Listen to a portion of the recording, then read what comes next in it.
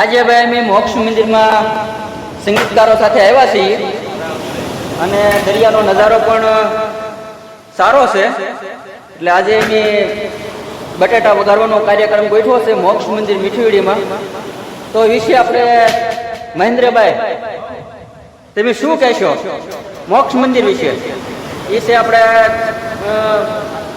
કલાકાર પણ સારા છે અને 2-3 સપ્તાહ આપણે શાસ્ત્રીય જાય છે અને તબલચી છે.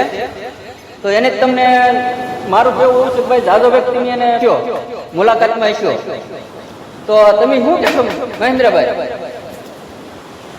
હું કહું આનંદ થાય આ શમશાનમાં પાર્ટી કરીને કુદરતના ખોળે જ્યાં બધાને એક દિવસ ઉત્તન જવાનું. બરોબર.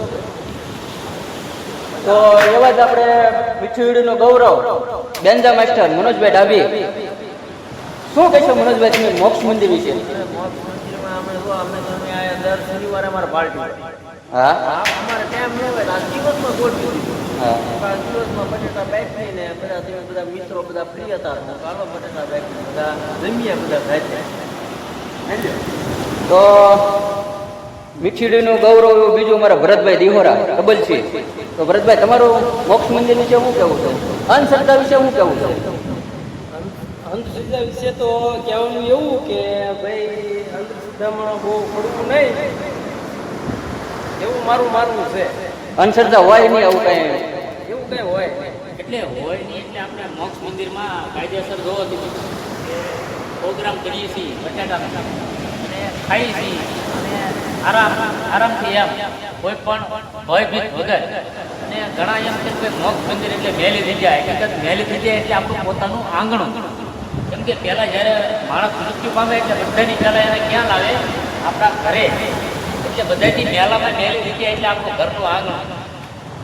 સરસ. એવું તો એવું છે. વાહ ભાયાભાઈ ડાબી, ગામ મીઠીવીડી.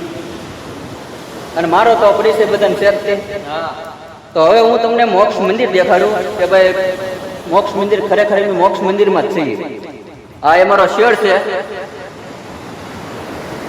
અને અહીંયા બટેટા વઘારવાના છે એટલે બાફવા મૂક્યા છે.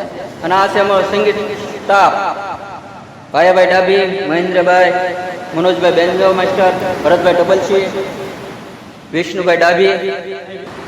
આ ભાઈ અમારું મોક્ષ મંદિર છે જુઓ. અને આજે મેં કાર્યક્રમ ગોઠવો છે બટેટા વઘારવાનો.